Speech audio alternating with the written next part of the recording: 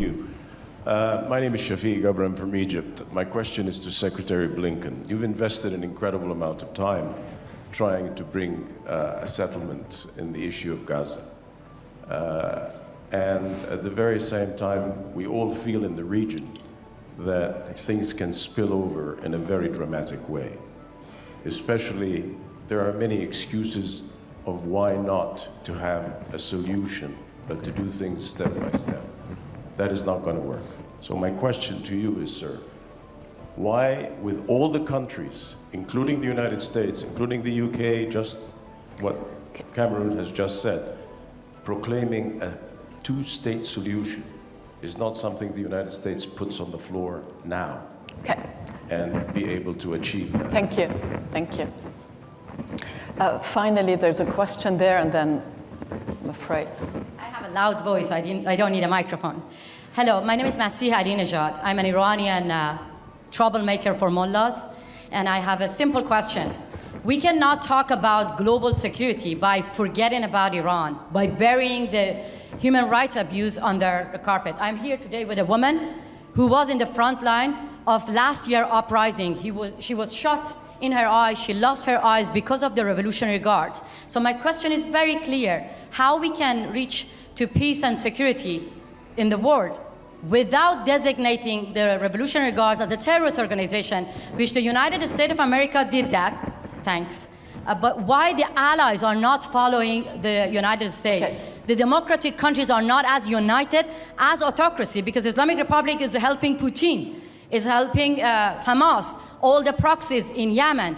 So as we see, unfortunately, dictators are more united than democratic countries. Do you have any common strategy to isolate Islamic Republic and address Khamenei and his gang of killers the way that you address Putin? Thank you so much. To all three of you, you can pick the question you want to answer. I know one was directed, a couple were directed at Secretary Blinken. So maybe you start. Good. Yeah.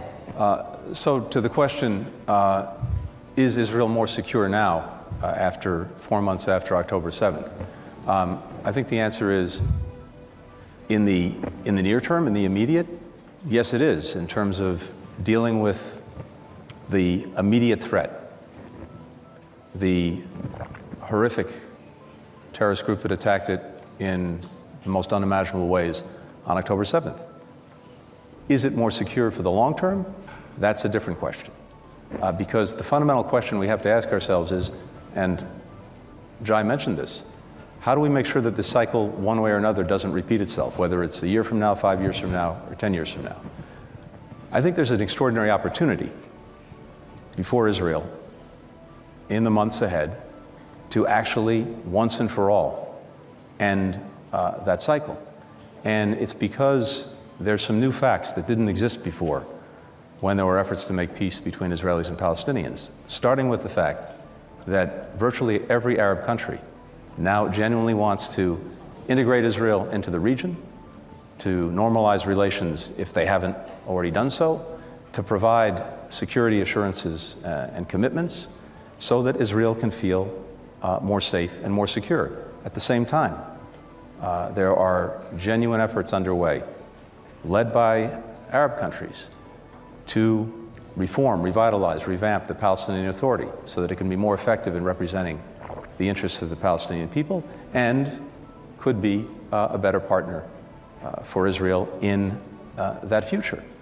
And there's also, I think, the imperative that Jai mentioned, that's more urgent than ever, to proceed to a Palestinian state, one that also ensures the security of Israel and makes the necessary commitments to do so.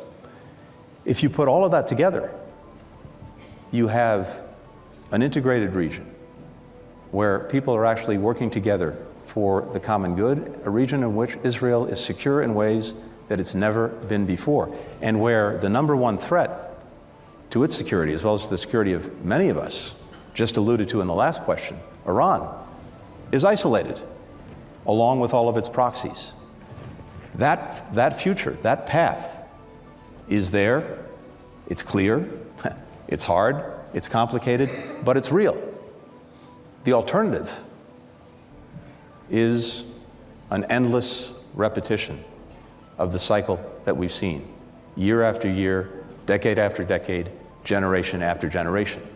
It's incumbent upon all of us who have relationships with and responsibility for different countries in the region, things that we bring to the table ourselves, to make the hard decisions, do the difficult things, to actually make that path clear, real, and one whose attraction is overwhelmingly powerful. I think the more we're able to do that, and the more we distinguish between that path and the alternative, the greater the chance we'll actually see movement in that direction.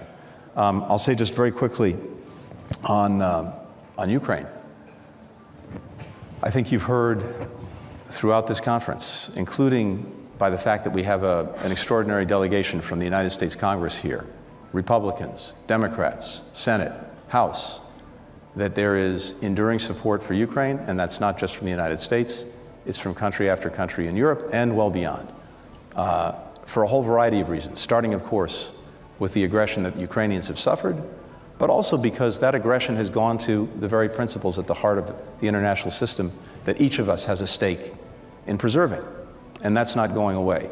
So there's a tremendous determination on the part of dozens of countries to do two things. First, to make sure that Ukraine has what it needs to deal in the immediate with the ongoing Russian aggression, but second, to put Ukraine on a path where increasingly, in the months and years to come, it's able to stand strongly on its own 2 feet, militarily, economically, and democratically. That is the strongest possible rebuke to Putin. It's the strongest possible rebuke to all those who would seek to undermine Ukraine. And I'll just conclude with this. The real lesson to be drawn from what we've seen, including, as you rightly said, Russia tearing up and then spitting on the Budapest Memorandum, among many, many other agreements, is that this aggression against Ukraine has been an absolute strategic debacle for Vladimir Putin and for Russia. Russia is weaker militarily, it's weaker economically, it's weaker diplomatically. Europe has ended its energy dependence on Russia in the space of 2 years. Ukrainians are more united than they've ever been, including against Russia, which was not the case, certainly in 2014. Not desirable, but it's a result of Russia's actions. And certainly since 2022. We have a NATO alliance, a defensive alliance, with no intent of ever attacking Russia, only there to defend its members, that is now stronger and larger. All of this a result of actions that Russia has taken, precipitating the very things it said it wanted to prevent. So I think as those lessons are digested, not to mention the horrific losses that Russia has suffered as a result of Vladimir Putin throwing its young men into a meat grinder of his own making, I think the more those lessons are digested, the more you're going to see that this is not repeated. But that requires all of us to maintain the solidarity that we've demonstrated with Ukraine, a solidarity that is important not just for Ukraine, but for all of us. The stakes couldn't be higher. So my belief, again, listening to everyone here over the last couple of days, talking to our members of Congress who are with us, is that not only is that support there, it will be sustained, and Ukraine will succeed.